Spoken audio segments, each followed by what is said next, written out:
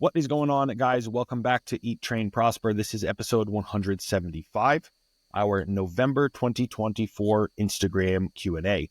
Brian and I were just chopping it up before we hit record, and we kind of came to the conclusion we don't really have any updates this week, and these episodes typically tend to run a bit longer anyway, so we're going to jump right into this episode and get started. So this first question, Brian, I think I'll kick over to you, if that's okay.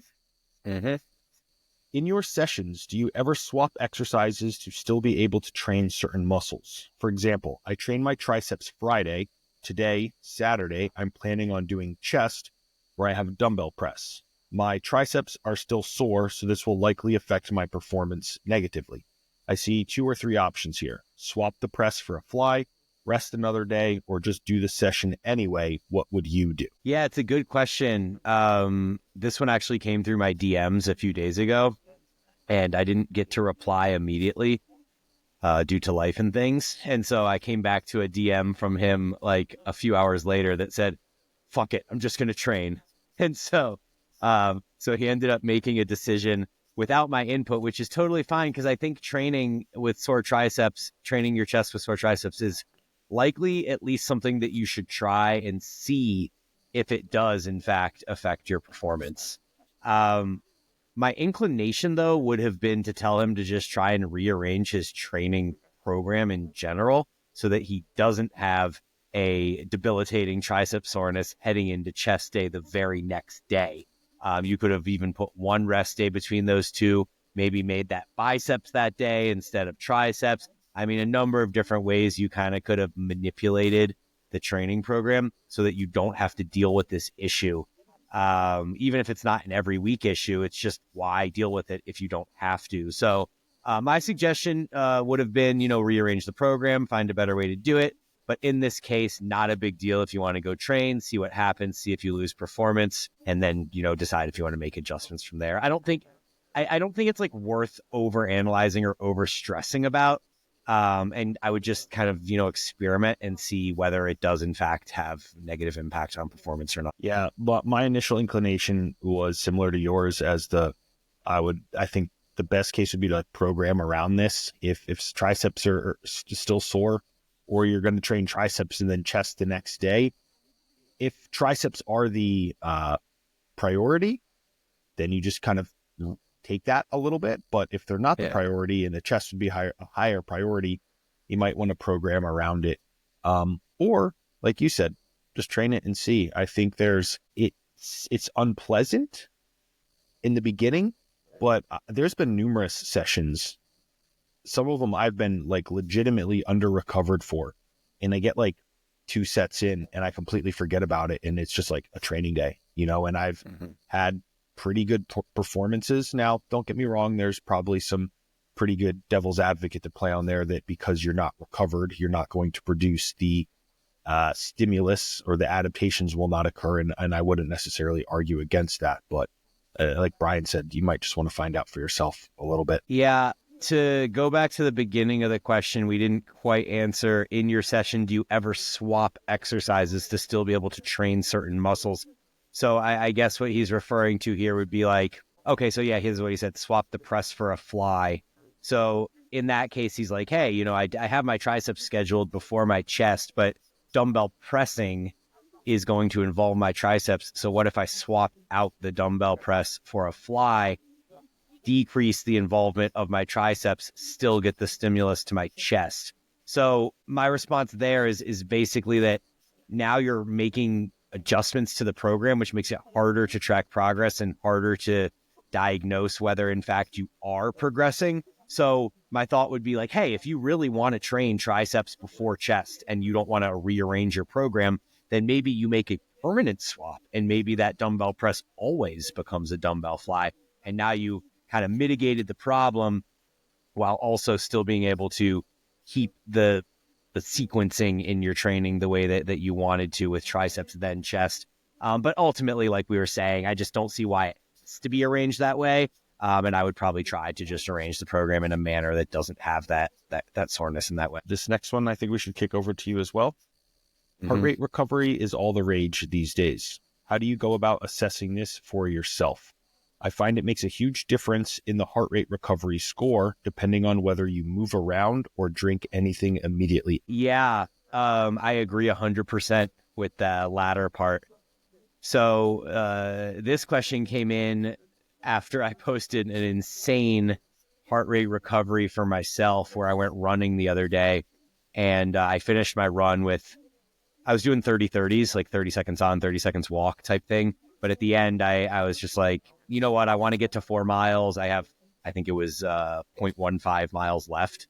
So I just ran the whole 0.15 miles, didn't stop. I think it took like close to a minute, 45 seconds, something like that.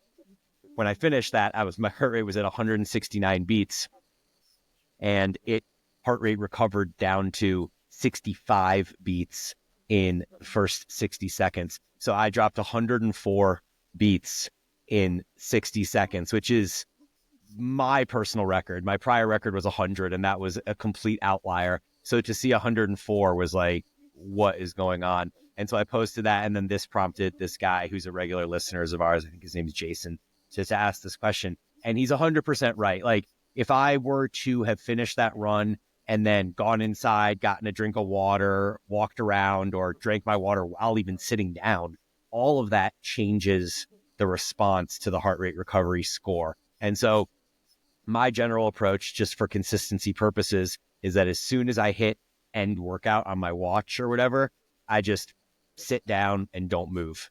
I try to focus on my breathing. In the early stages, when my heart rate is racing, I'm still breathing through my mouth because there's not enough oxygen coming in. As I get to about 30 seconds in on the heart rate recovery, I'll switch to nasal breathing, and I'll see the heart rate drop a little bit more. And so my process is hit the end workout, sit down, don't move, focus on your breathing, don't drink. That's what I do. Like I said, if I were to even be sitting there, but also drinking water, like even things like messing with my watch or playing on my phone will keep my heart rate up another 5 to 10 beats over what it would have been if I just close my eyes, sit there, and don't move. And so I don't know if that is creating this sort of overblown heart rate recovery score that I'm getting, or if it's really just a matter of how one might go about doing that and creating consistency around that practice, which would be my suggestion. So I just think whatever it is that you do should just be the way that you do it each time, so you can compare apples to apples and see where you end up. Yeah. How do you ever even look at that metric at all when you're doing it, Aaron? Well, only when it tells me that like you're in danger. It's pretty much like, I mean, mine is poor, but I'm off. So like, I wouldn't say I have intelligently structured training, cardio training for like a progression. Mm-hmm. It's just, I need to, if you don't use it, you lose it sort of thing. And I want to keep my blood vessels like, what's the terminology here? Pliable, pliable, malleable, yeah, whatever. Exactly. Yep. Yeah. So I spike my heart rate, a couple times, but it's just like, I'm not, what it probably is I'm not in shape enough to be pushing myself like I am.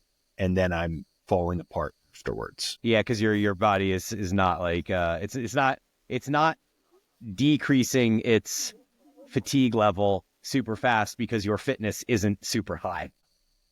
Yeah, like my watch, which I don't wear my watch all the time. I pretty much only wear it like when I'm doing like heart rate monitor stuff. But it gave me a notification when I was like, right after I wrapped up my cardio. It was like, fitness age decreased to 38. Sick. I'm 36. What does that even mean? Fitness age decreased? Like, oh, you got in worse shape is what it's saying?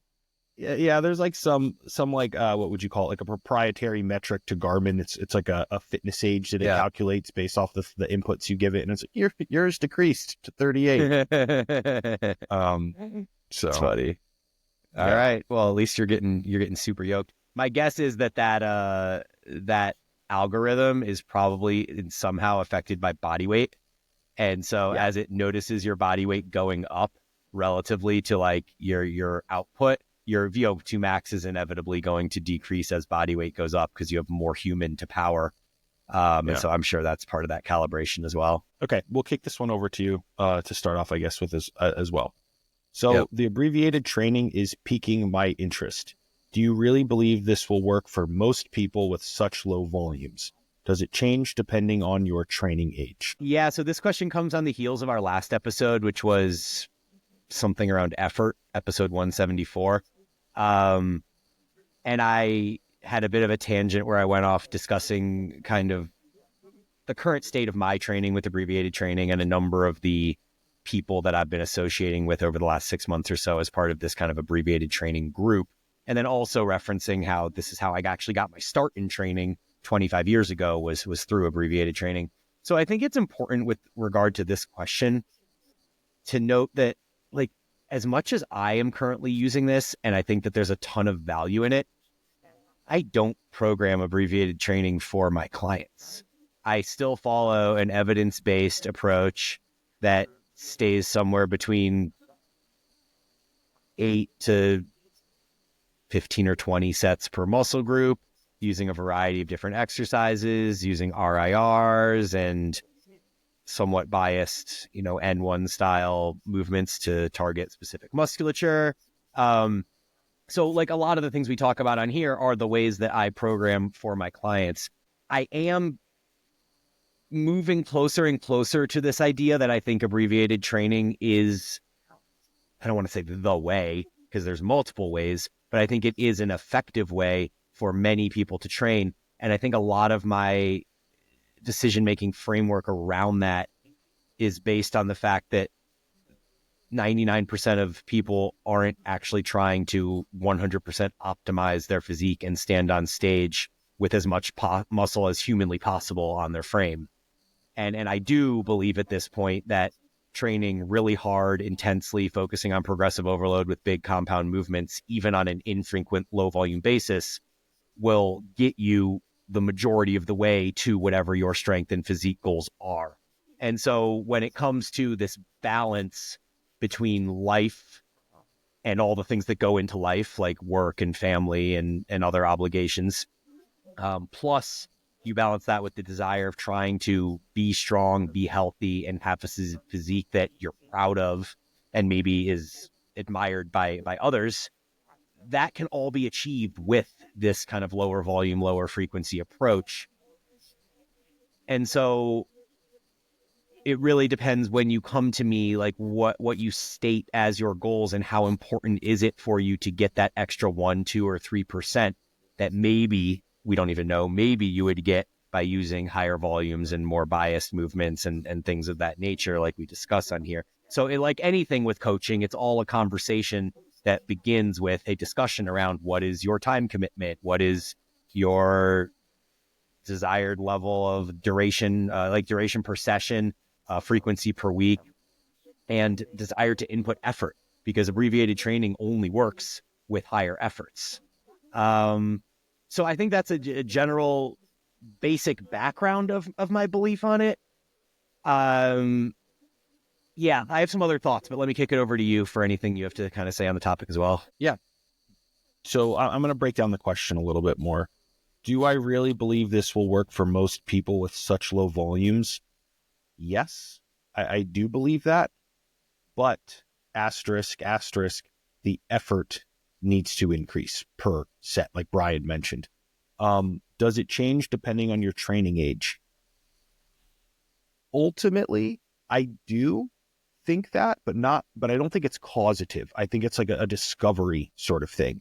If you talk to almost any lifter who's been around for like 10, 15 years, something like that, someone like, me or Brian or Alberto Nunez, Dave McConey, something like that, almost all, not all, almost all tend to do a lot less volume now that they're older, have more muscle than they did when they were younger. And the quality of that volume is also very likely to be much more quality now as opposed to when we were younger.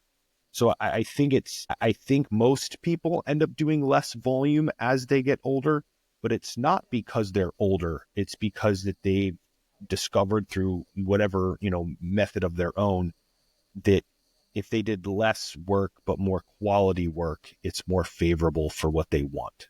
And that's, I'm a recovering high volume person. Like I used to do a lot of volume, but I just don't think it needs to be an asterisk, right? Like I had a client ask me in his check-in this week, hey, if I like, what would you suggest if I want to add some extra sets at the end of my day? Like this past leg day, I kind of wanted to add some extra sets of hack squats. And my immediate thought was like, what?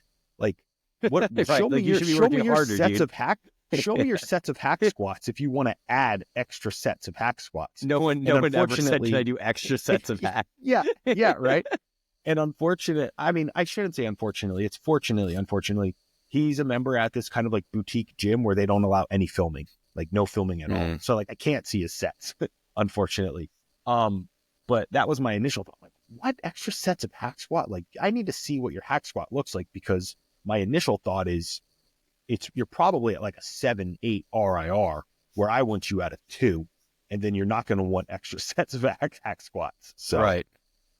Yeah. I am really like the way that you kind of brought that up and framed that. And I think that the way to wrap that up is to say that show me somebody that brings the effort and knows how to, work with high intensity, and I'll show you somebody that cannot do higher volumes.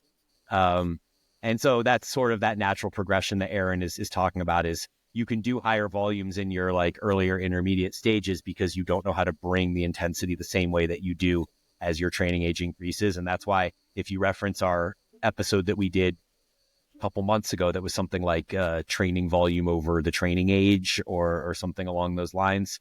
We have a whole episode dedicated to what happens to training volume as you're a beginner, intermediate, advanced, and then super advanced. Episode 167, personalizing your training volume. Perfect. Yeah. So I would check that one out as well. All right. Let me kick one over to you for once and let you start with it here. So back offsets, what purpose do they serve and when to use them? I really like the positioning of the questions, because a lot of the things that we just talked about in the prior question apply here. Like Brian said, as your training age increases and you learn to like really bring it and take a set to the house, repeating that is mentally just traumatizing, really. I mean, if we're talking think like a heavy leg press set for like a set of like 8 to 10 reps is just brutal.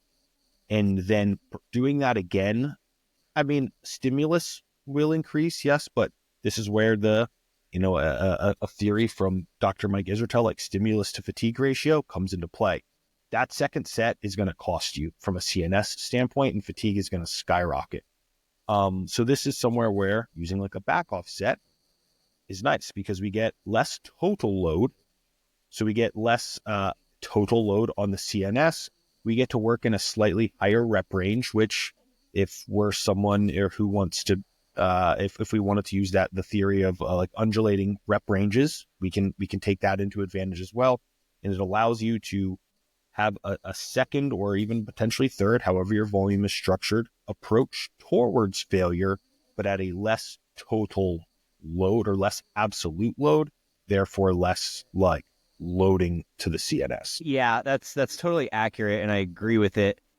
As you were talking, and you were talking about how hard psychologically it is to do a second set after you do the first sets, using the leg press example of 8 to 10. If you're doing a back off set, you do your 8 to 10, and then you drop the weight 10, 15, 20%, and then you do this higher rep set that Aaron is talking about. That, to me, psychologically, is way more daunting than just doing another set of 8 to 10 with the same weight. So I think at some point, this discussion involves your individual psychological makeup and whether you would prefer to drop weight and do higher reps, or whether you would prefer to just do a second set at that same weight. For me, I tend to be one that I always thought and wanted to like back off sets. I romanticized it in a sense of like, oh yeah, different rep ranges, different stimulus, less need to try to like match performance, so to speak. Like it's almost like a separate complete thing, and I can progress this set and then I can progress that set and it's all good. But when I actually get into the practice of it and I do it, I started getting to a point where I would dread that back off set, because I knew that it was going to hurt so much more than the set that I just did, which already hurt so much. And so I think, whether you use a back off set or whether you just do 2 straight sets of the same thing, I think we're just grasping at straws, and I don't think it's marginal. It doesn't make a huge difference in your gains anyway. So I'll revert back potentially to just the psychological rationale of do you prefer to do a second set that's higher reps or do a set that's the same number of reps or around the same number of reps? And both ways are effective and both ways work. The last thing I'll note is that in the Schoenfeld meta from 2017, I think, they parsed out sort of, I think it was this meta, maybe it was something else that I'm confusing it with. But either way, in the study around that time frame, they parsed out the impact of 1 set, 2 sets, 3 sets, 4 sets on the overall stimulus achieved. And so we have to remember as I give these stats that these are general population people that are part of a meta, meaning they likely can't push themselves as intensely as Aaron and I were just talking about in the abbreviated training section question prior. So in this study, I believe it was something like 64% of the stimulus occurs in the first set, and then something like 85 to 90% you get from the second set. And then basically any set after the second set, you're really working with marginal at that point. So maybe you're at like 93 or 94% with the third set, and then 96, 97% with the fourth set, et cetera, as you're like inching your way closer to getting like maximum stimulus, so to speak. But with that said, like, I think if you're an advanced athlete that knows how to bring the intensity, I believe that you're getting the majority of the stimulus that you're going to get from the first set, and that the second set is probably getting you about as close to that 100% as you would need to be for somebody that's committing to this long term over the course of their life. Yeah, I really like what you said there. And that is one where I would say the top set back off, I think, has more utility as your training age increases. And it's not your training age inherently, it's your skill as a trainee, I guess would be or an individual, right? Your skill. If you were to, again, put an early intermediate on the leg press and you're like, okay, drive that stimulus, like they're probably going to get, I forget the numbers you said, but they're going to get a chunk of stimulus. But I would put a fairly large amount of money that if you put like a 15-year, veteran trainee on the leg press, you're like, okay, get all the stimulus you can out of set 1, it would be statistically significant, way higher than the early intermediate person. And that's why. Okay, this one I'll read for you, Brian. Cool text. Without getting too political, can you elaborate on your intention in posting the Adrian Chavez piece on chemicals in our food and environment? Yeah, for sure. Are you, being in Bali, have you been apprised of kind of what's going on with the RFK Jr. appointment in the Trump administration with Maha and all that stuff? Yeah. So yes, I saw that. I watched the RFK like concession speech, whatever you would say, where he's like dropped out and said he was endorsing Trump. Like I did watch that. I have a professional interest in that sort of thing, like as a nutrition professional, right? I am in minorly, right? I'm minorly interested in it being talked about at least. Yeah, no, I agree.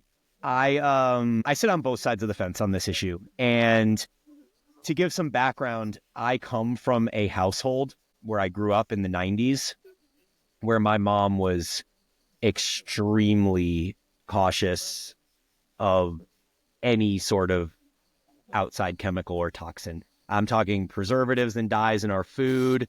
I'm talking dyes and things in our laundry detergent, in our deodorant, in the toothpaste we use, in the environment at large. All of the runoff of the chemicals in the Midwest, like all of this stuff, my mom was hyper aware of and very bullish on ensuring that none of that touched my brother or I or our family as we were growing up, which creates a bit of a confusing place for me to be, because while I believe that stuff is inherently bad and for sure has been linked to a number of different diseases down the line, I mean, some worse than others, like the runoff in the fields in the Midwest is likely going to be way worse than a couple preservatives or dyes in our food. So I think we're talking about levels here.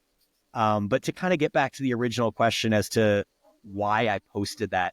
So the post was quite polarizing, and I probably should have posted a different swipe. So the main swipe was basically like, I eat chemicals in my food and I'm totally healthy, or something along those lines. And I was like, me too. But if you were to swipe through that post a bit more, the point that I really wanted to make, and I shouldn't have just assumed that people were going to click on that and then read the whole post. Like everyone, of course, is just going to look at the swipe that I posted. But the post basically talked about how we have all of these really large prevalent issues in our society that are contributing to our health dilemma and the childhood obesity epidemic and all of these different things. And I was trying to say that I think that a lot of times these chemicals, preservatives, and dyes and stuff in our food are being used as a scapegoat for people just being unhealthy in general, being sedentary, being obese, and then having health issues and being like, I'm unhealthy because of preservatives and dyes and other outside chemicals and toxins that they're experiencing. And I'm not here to diminish the impact of like mold in your house or like any of this stuff. Like I do believe that's real. And I think that people have varying levels of sensitivity to this stuff. But my point was more that if I had to nail it down to something slightly polarizing would be that if you're exercising and active at a base level, it mitigates the negative impact of a lot of these things that people are claiming are truly affecting our health negatively. And it's totally possible that this stuff could be cumulative and there could be a point at 80 years old where you're like, shit, I had preservatives and dyes in my food throughout my 20s, 30s, and 40s, and now I'm dealing with the ramifications of that. Like, I'm open to that being a very possible outcome. My view just being mostly that if you're active, lead a mostly healthy lifestyle, eat whole foods, fruits and vegetables and stuff, that the little bit of this stuff that you're exposed to is likely at such a low threshold that it's not going to at least create immediate impacts into our health that are extremely detectable and noticeable. So yeah, that's my not so concise way of phrasing that. I'm trying to think if I want to add anything on without exposing like just tin hat Aaron. But I will try to stay very, very focused here. I agree. I mean, I agree everything of what you said, and I knew exactly what you would say, and I knew exactly that I would agree when you started. I agree that we're grasping onto like claims like seed oils or why our children are unhealthy. Do I think that the United States populace will benefit from having removing lower quality oils or shifting back towards higher quality oils? Yes. Are all the type 2 diabetic children going to automatically not have diabetes because there's not seed oils in the food anymore? No, unfortunately, not at all. Like, not at all. They're still going to have diabetes because our culture has shifted towards a lifestyle that is very conducive towards childhood obesity and type 2 diabetes, right? If you are like a head of household or something like that and wants to get control over things, stop eating out as much. Cook more of your own food. Cook your food in avocado oil for higher temperature things. There's others that you can use as well, but avocado oil is a simple one. Use olive oil for lower temperature things, and probably eat a lower fat diet in general and reduce the refined carbohydrate and sugars for things like vegetables, fruits, whole grains, lean meats, right? That's always been the answer. It's been the answer for like 50 fucking years. It's still the answer, whether people want to believe it or not. And yeah, I think it's good that things are starting to change at the top, but it's unfortunately not likely to have a strong impact on your family. You, the person, head of household, mom, dad, older brother, older sister, are the one who is likely to have the change in your household. Yeah. No, really good points. And I'm glad it inspired another thing I want to say real quick too, which is that there's an economic barrier to eating fresh fruits, whole grains, lean meats. All of these things are an economic barrier, and I'm not insensitive to that. I understand that people can't all afford that food. But it's important to understand that if we now go and extract seed oils and preservatives and dyes out of our current food base, prices are going to go up. The reason that they're using high fructose corn syrup and seed oils and all of these things is because they're cheaper. And we live in a society where we're already extremely subjected to this high level of inflation, which is a huge factor in why Trump was elected, I think, as well. People are just so unhappy with the economic state of inflation. While this problem could potentially be ameliorated a bit by long-term by taking these things out of our food, the ultimate increase in cost, I think, would alienate a lot of the people that actually are for this movement in general. And so I think it's important. Yep. Very good point there, Brian. Okay, I'll kick this one to you since it's about you. Brian, your calf story. Curious what you guys each usually do for your calf training and for clients. Yeah, so I just posted yesterday that I was doing calves for the first time in like a year. And I got a bunch of responses from people about this with varieties of questions. The reason for anyone curious as to why I started doing calves again was not because I care about the aesthetics or I think that my calves are going to improve by training calves.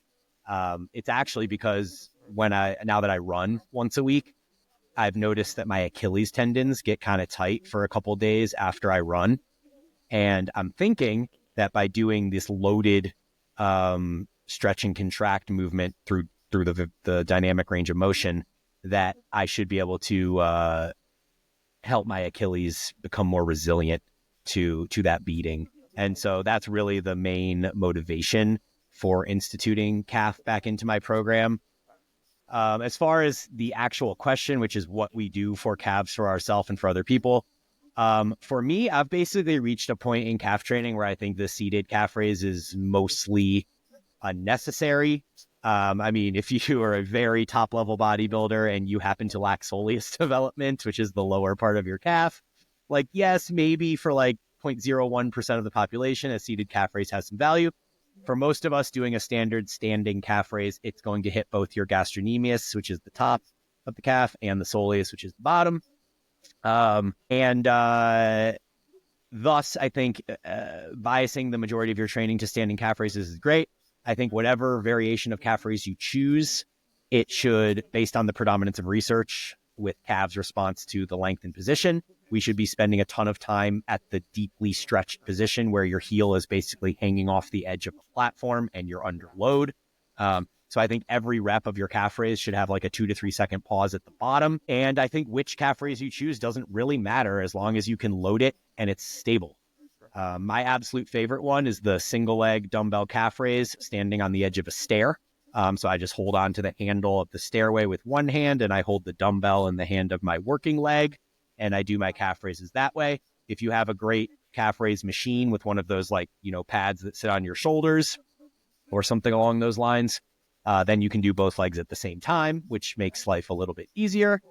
But any of those options are fine. And as far as volume, I don't know. I mean, dude, calves are one of those muscles that, like, if you haven't trained them for a while and you do 2 sets, they could be sore for like 4 days, 5 days. But you can also adapt to them really quickly to the point that if you wanted to train them 4 days a week with 20 total sets across the week, you could probably work your way up to doing that over the course of a number of weeks or months and not actually have any soreness in your calves. And so that's a result of the repeated bout effect, which the calves seem to be quite susceptible to. So there's a range of volumes that can be effective for you to train your calves. Yeah.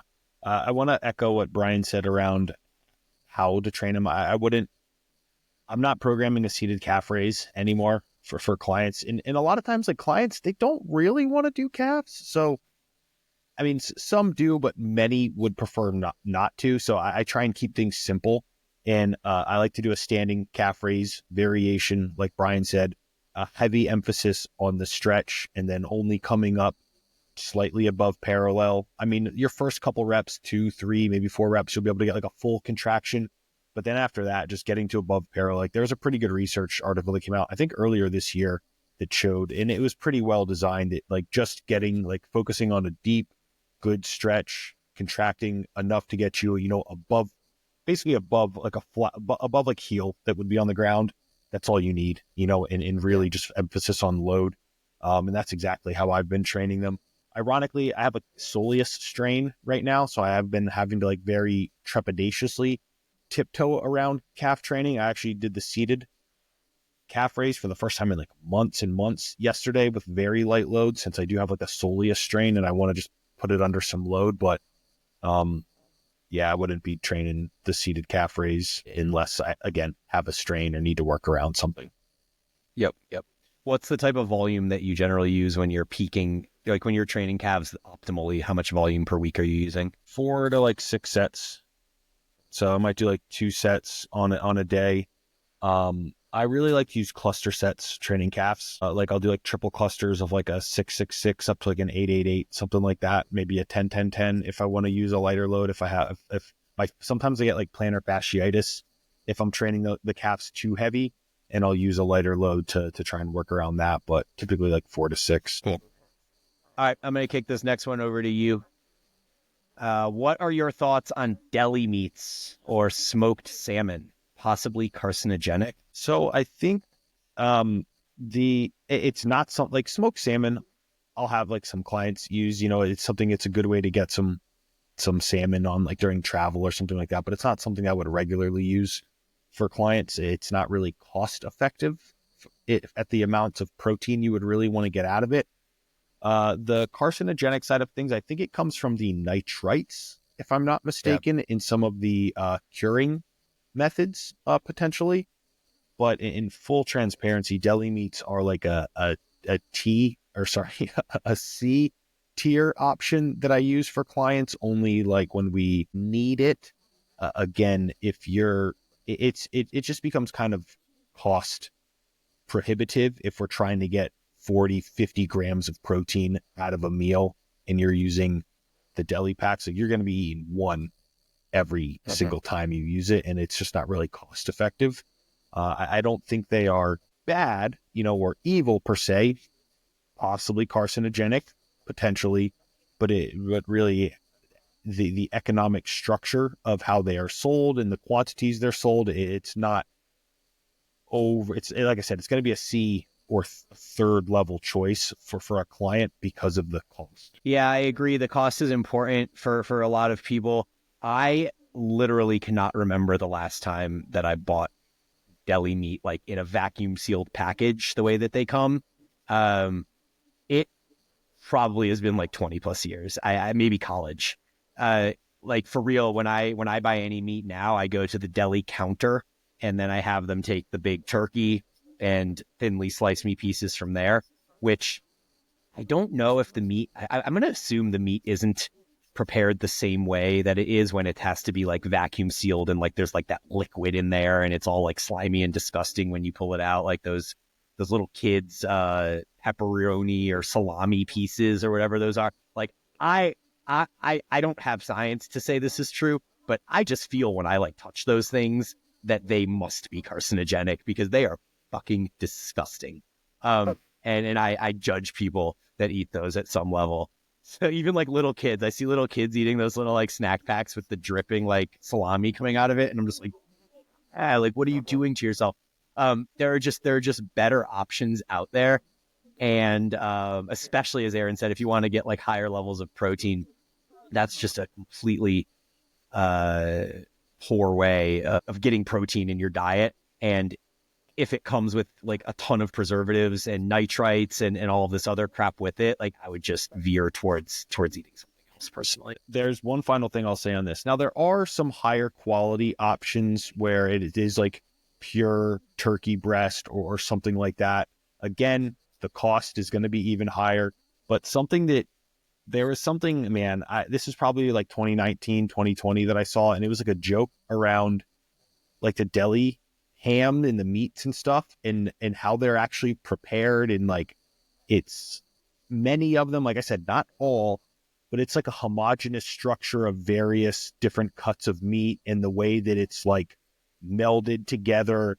It's like the tippy top, the cherry on top of like the bastardization of like the American food industry. Like that is deli meats like sitting on the top. So again, like I said, only in a time of need, if someone's like traveling and we need some sort of protein, like, will I use it? But I can't tell you the last time I put that in a client's plan. Probably well over a year. And it's just disgusting. Okay.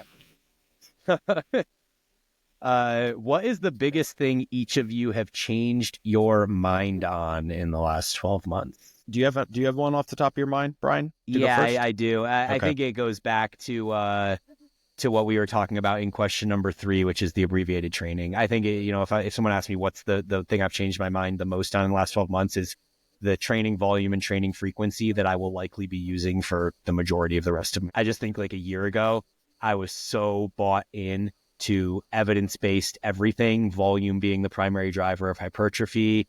Like I never trained with extremely high volumes, but I would always train with the highest volume that I felt like I could recover from. And for me, that was 12 sets for back, 9 sets for chest, 8 to 10 for each quads and hams. Like it wasn't extremely high volumes when it's evidence-based volumes, but I was really pushing the limits of what I thought I could recover from.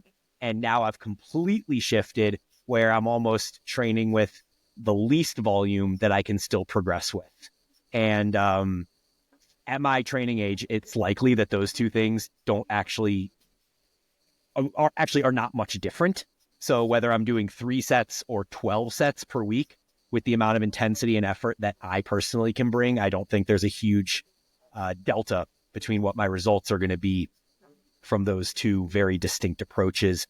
And so, yeah, in the last 12 months, I would say my approach to volume and frequency have both shifted quite a bit. Man, I think, and I hate that this is my answer. I think mine has probably been something to do through like my revelations with PEDs. That's probably been the biggest. I would say probably experiencing in having like a much deeper level of empathy for some of my female clients. Because I've experienced really, really low estrogen, which feels terrible, by the way. You feel like an empty robot. I've experienced really, really high estrogen as well. And typically as a natural, normal male, like your estrogen pretty much sits by the time you hit like 15, 16, it's like, here it is in your, late teens and 20s, like things rise with your testosterone a little bit, but then you're just pretty much at your baseline for your life. Whereas, women it fluctuates pretty significantly throughout the month. And it impacts your thought process, how you feel, how you approach certain things. And just having experiencing that firsthand and being like, this is fucking terrible. I apologize if I had ever been short or rude or, inconsiderate of how that can really be. But yeah, the few times that I've had bottomed out estrogen, you feel awful as a human being. So probably that. Yeah, I thought it was going to be around that because when you look at the last 12 months ago, you were natural and now you're not. So, I mean, when there's things you've changed your mind on in 12 months, that has to be part of that. Yeah. That definitely. Yeah. All right. This is a question for me. Mm-hmm. Am I still on my hiatus from cannabis? How is that going? I knew this question was going to come up at some point. It's been too long. So for anybody that didn't know, in January 1st of 2024, I completely quit marijuana, which has been a huge part of my life for the last 20 plus years. I completely quit it for 33 days. And then on February 3rd or 4th or whatever it was, I went back to it, but not smoking it. My intention was to only do edibles and then to keep the dosing low. So dosing low meaning, a 5 to 10 milligram gummy at night, but not throughout the day at all, no smoking, et cetera, et cetera. I was able to stick with that for about 3 or 4 months after the early February point. So only edibles with low dose up until mid-spring, say. And then I don't remember what it was. I think I was with a buddy and he wanted to smoke a joint or something like that. And I did. And then I just fell right back into where I was. And it's not even like the joint was that good. And I was like, oh, smoking is the best. This is what I've been missing out on or something like that. It was really more about the convenience of it, in that when I want to go for a bike ride and I want to take a hit or be slightly high before my bike ride, which I love doing, doing an edible sucks because I have to take the edible, then wait 45 minutes. Then you don't really know how the edible is going to hit you, et cetera, et cetera.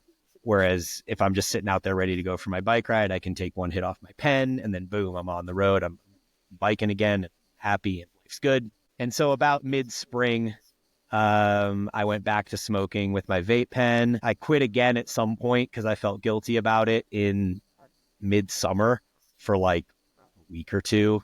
And then I had another hangout with a friend where we smoked, and then I was right back to smoking again.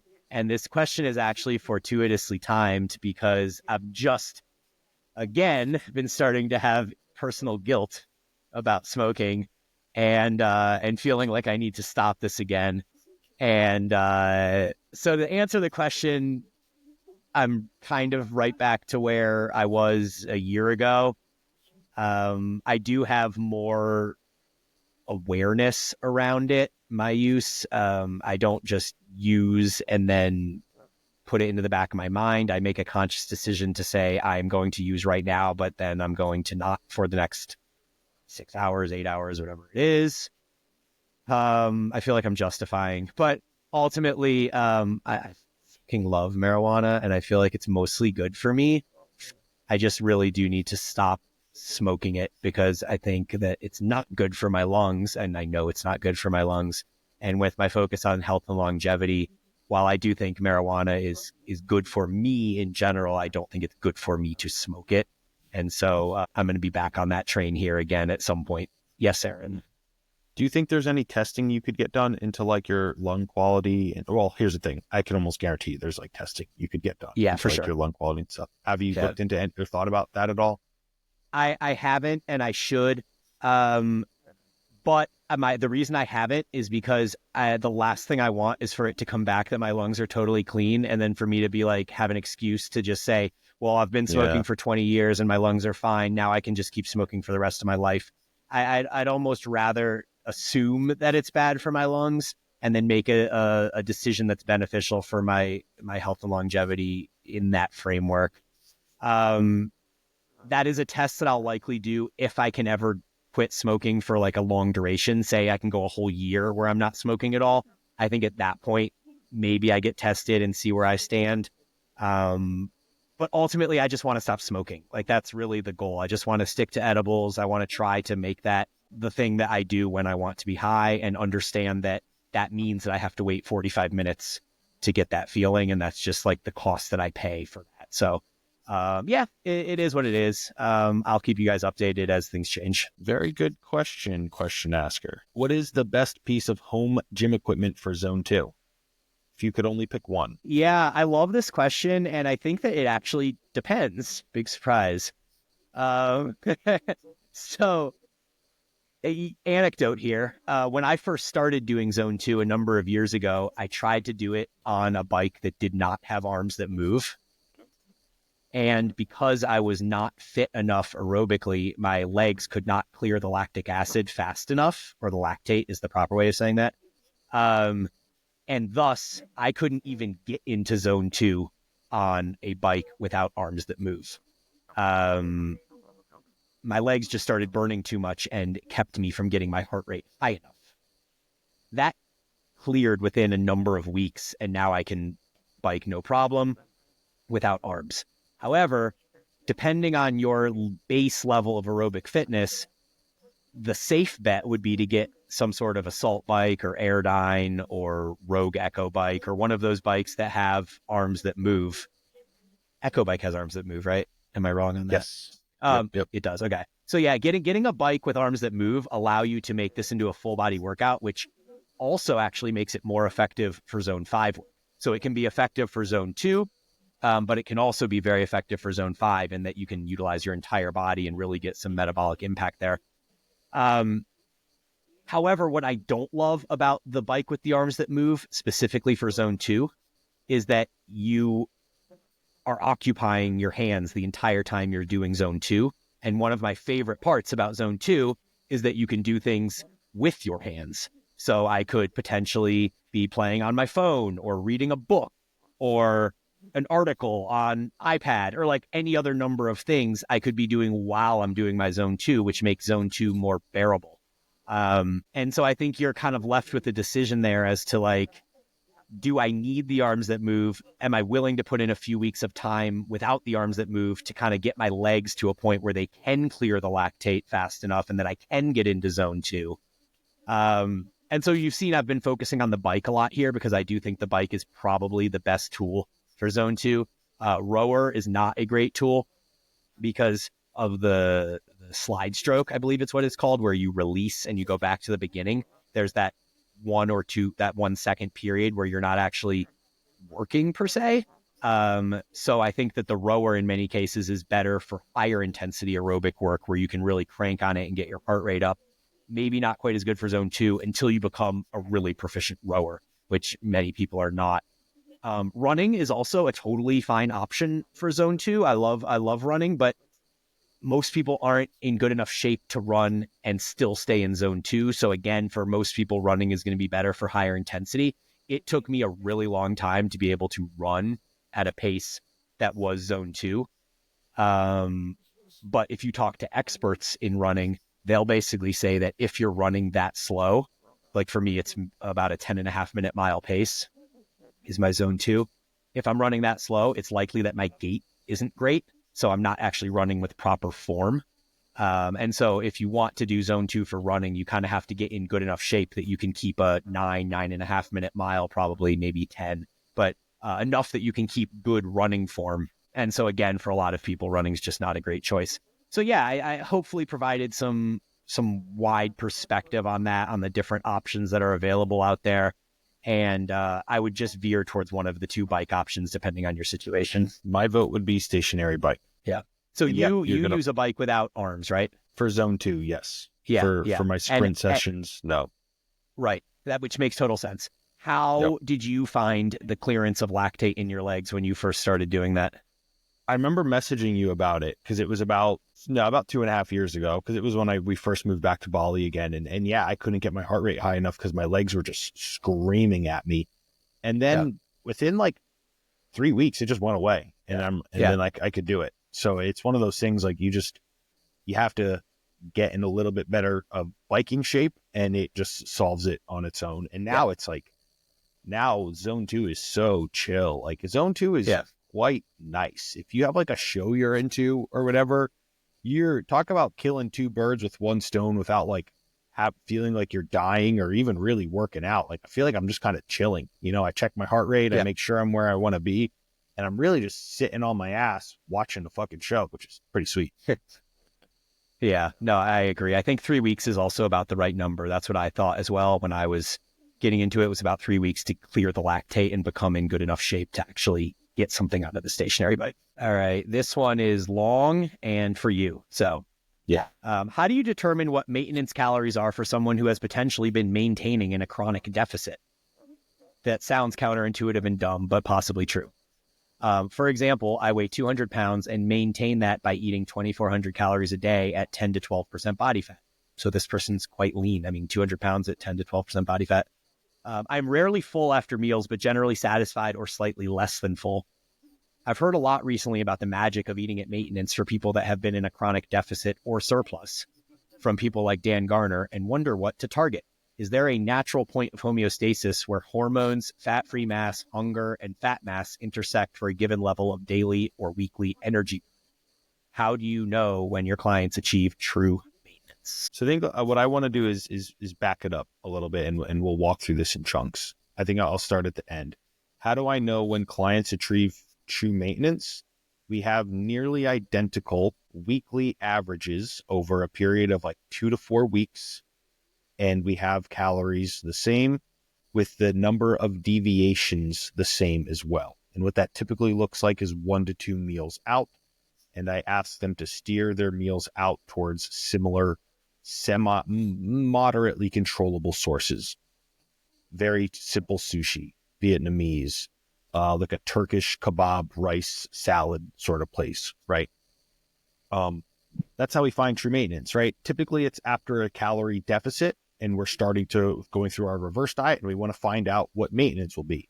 I turn the dial of food up, and then we see where weight stops going down, normalizes. We have a consistent average, and then we tick that to see where it starts increasing, right? So that's how I find that. Now, backing up to the beginning of it, how to determine what maintenance calories are for someone who has potentially been maintaining in a chronic deficit. This is industry speak that's gotten pretty bastardized. In what it typically lends to is you're not controlling your variables like you think you are.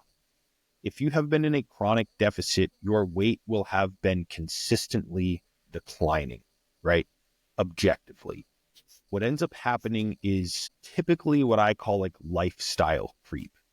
You're not eating a lot on certain days throughout the week, but then we're either drinking on the weekends, we're going out eating multiple times out over the weekend. At some point throughout your week, you are achieving an energy balance. It may be heavily lopsided from weekdays to weekend, but if your weight is not consistently going down, you are not in a chronic deficit. You are effectively maintenance, right? Or what it might be is some weeks are really, really adherent, or I shouldn't even say adherent, really low in calories. Weight is sliding down. And then we might have 2 weekends of the year or 2 weeks of the year where we have, 2 weeks of the month, we have more, and we end up at a monthly effective isocaloric level, right? Now, to unpack things a little bit more, using your example, 200 pounds at 10% body fat is massive and shredded. I don't care if you're like 6'1". That is about natural ceiling potential, like natural, what do we call it? Like your natural ceiling. Natural limit, yes. Thank you, Brian. It's pretty damn good. Even 12% body fat, which is 20% different than a 10% body fat, but still very, very good. Maintenance calories is not 2,400. You are hundreds off, right? And even if you have a low activity level, staying at 10% body fat at 200 pounds, you have a large amount of muscle and are quite active from a training standpoint, or you wouldn't be able to maintain that level of muscle at that level of body fat, right? So there's just, when you work with enough people, you see enough cases per se, maintenance calories are not 2,400 for 200 pounds at 10 to 12% body fat. Not even close. We're 600 to 800 off to the low end here. Guaranteed. Now, heard a lot recently about the magic of eating at maintenance for people that have been in chronic deficit or surplus, and wonder, what to target. What it typically is people, we actually did an episode of Jeremiah Bear, probably a year and a half ago or further. He puts it the best way I've ever heard it. People are under-fueling themselves. They're not under-eating from a caloric standpoint, but a majority of their calories are, let's call them non-productive for the body composition they want, but they are still calories, right? Think wine, lots of cheese, bread at times. You don't really need bread in combination with wine and cheese, like these sorts of things.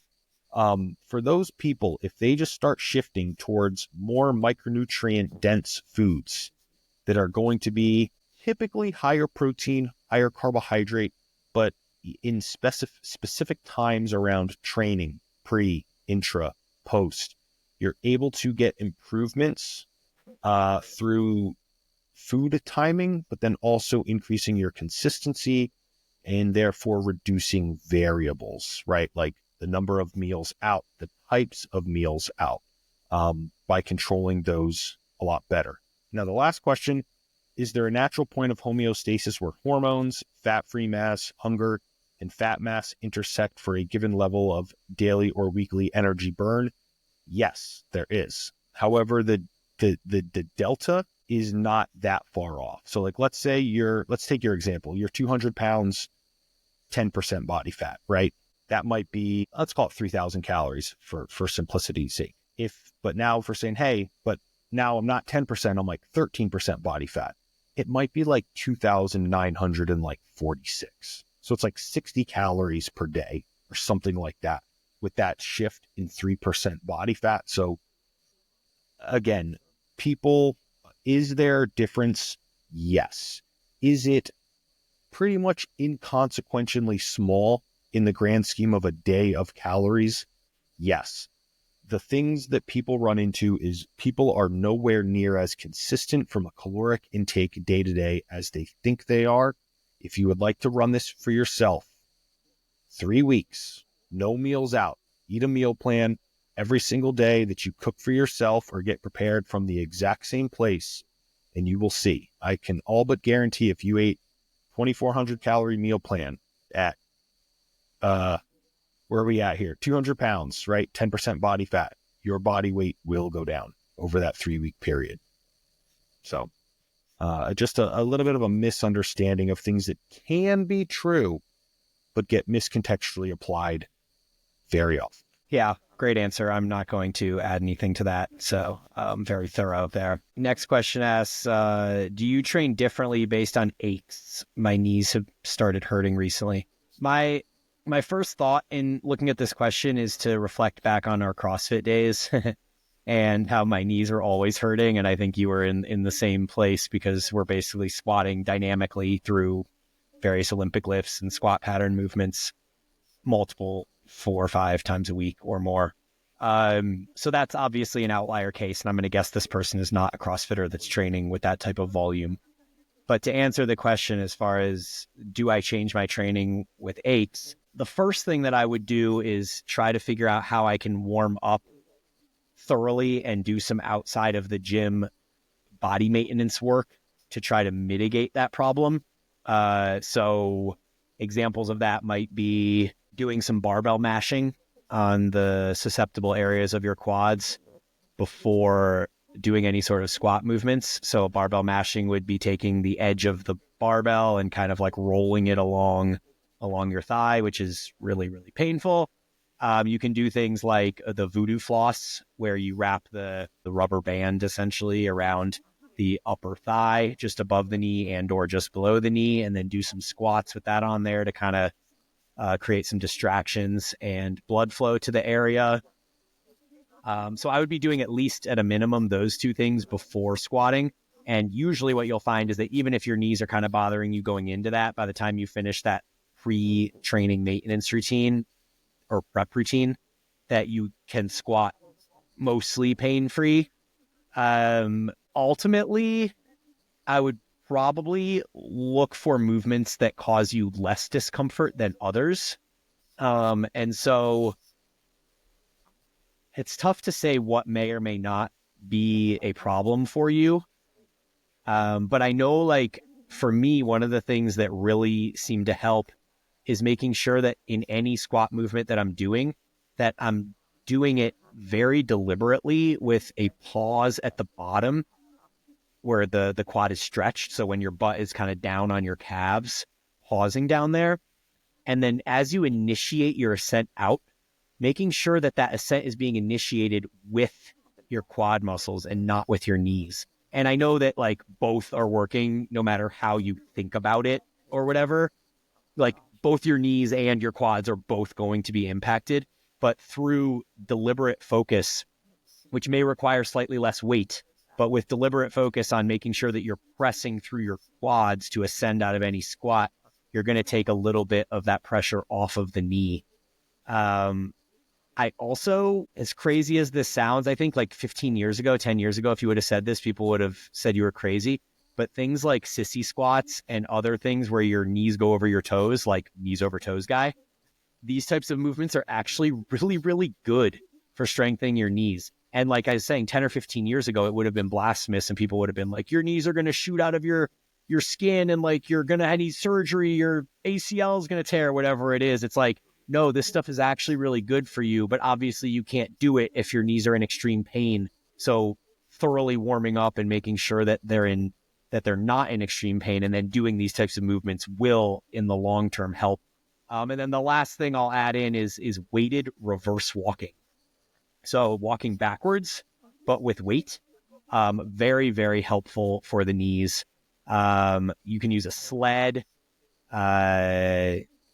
You could walk up a hill, like in the absence of a sled, you could walk backwards up a hill or something like that. But some sort of loaded backwards walking is extremely good for knee health and something that I've been incorporating. It's also, by the way, really good for your nervous system. So in balancing your parasympathetic and sympathetic, walking backwards has a unique effect on that.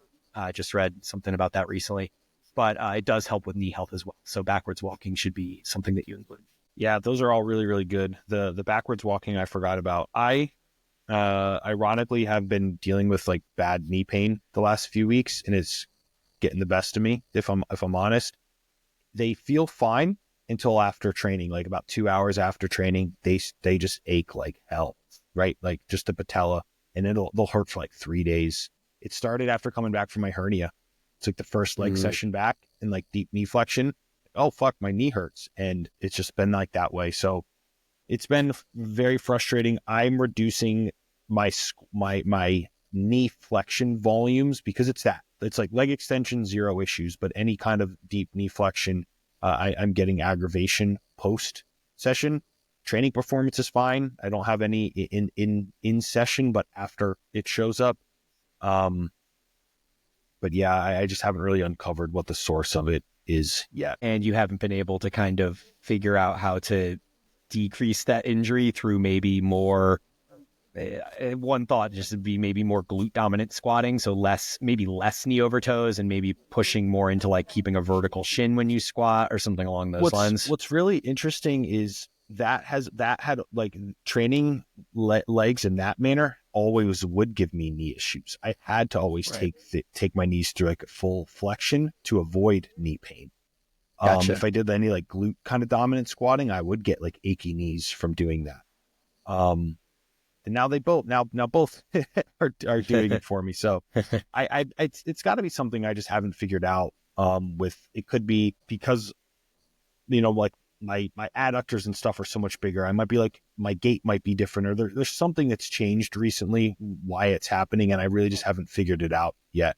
But yeah, it's been bothering me and pissing me off, to be completely honest.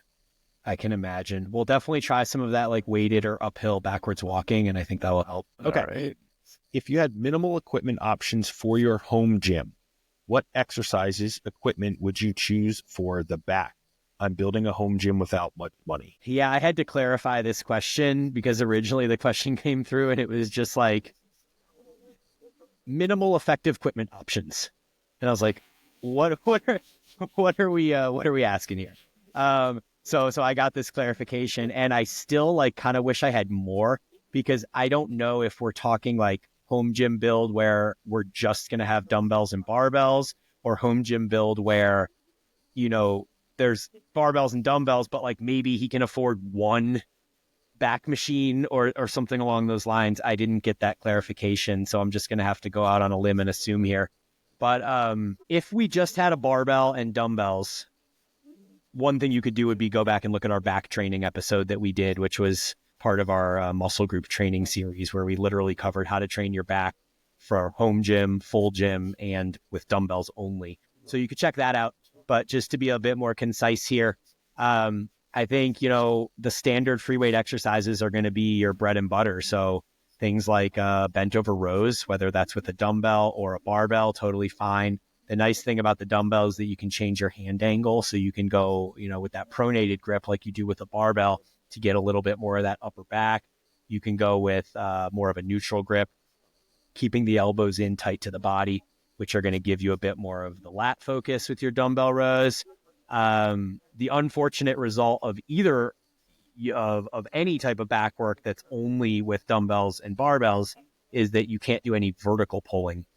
So then we'll assume that you have a pull-up bar. I think that that's a pretty normal assumption to make if you're building a home gym, is that you have a pull-up bar. And so once again, you can go with that wider pronated grip for more upper back or teres focus, and more of that neutral, closer grip with the elbows in on your pull-ups for more of lat focus. And I like the one-arm dumbbell row variations too. So instead of using two arms, being able to do a one arm where it's like a croc row, where you're supported with one arm, or you have your knee on the bench or something along those lines. And again, you can use all the different variations of either like pronated, semi-pronated, neutral, elbow comes all the way back, elbow stops at the midline. A number of different variations you can use there to slightly bias different tissue. And then if I were to be put on the spot and say one piece of equipment that you could buy that would really, go a long way in helping your back training, I do think it would be some sort of like lat pull down station with the knee, with the thigh pads. And like you can buy a lat pull down tower with thigh pads that literally doesn't have anything else. It's not a functional trainer or anything like that. But you can buy one of those, I think, for $200 or $300, and it's, plate loaded and has a cable and it has the thigh pads for you to do your pull downs and a couple attachments. I think that would probably be my choice, just because I think you can thoroughly train your horizontal pulling quite well with barbells and dumbbells. But I would personally not enjoy making pull-ups my only vertical pulling. And so having some sort of cable lat pull down, I think, would be a huge asset there. One that was a old school favorite of mine that you can do in a home gym setup is rack chins, which is like a pull-up variation, but it's that's slightly such a different. good such a good option. Yeah. It's also vertical, but because your feet are somewhat supported, I think you can get a much better connection with your lats oftentimes than you can when doing like a true. Yeah. And like Brian said with the lat pull down, it depends on what home gym like rig option you're going to use. But in this past year, the what's the word? Ingenuity is not the right word, but like the creativeness of the home gym industry is insane. Like with all these like bolt-on lat pull downs, Smith machine that you can turn your rack into, full-blown cable stacks that are bolting on to racks. Like it can be one of those things. Like if you haven't got your rack yet, get a rack that has some what would we call it, like third-party market around it, and then you can like piece together stuff as you put away some extra funds, and you can really expand the capabilities of like your rack. I mean, it's gotten insane what people are actually doing now, which is really, really cool. But yeah, like the rack chins, and then, having something that you can do like a proper vertical, that you get like a cable that you can do a vertical pull down, lat pull down, unilateral, chest, like a supported high row sort of thing. It pretty much increases your options and availability for yourself there. Yep, totally. Okay, I got to bounce. There's one question left. I'll let you handle this, and I will catch you next week. See you, B. Yep. So final question, is muscle memory the same if muscle is lost through an eating disorder? So this is a really, really interesting and thought-provoking question.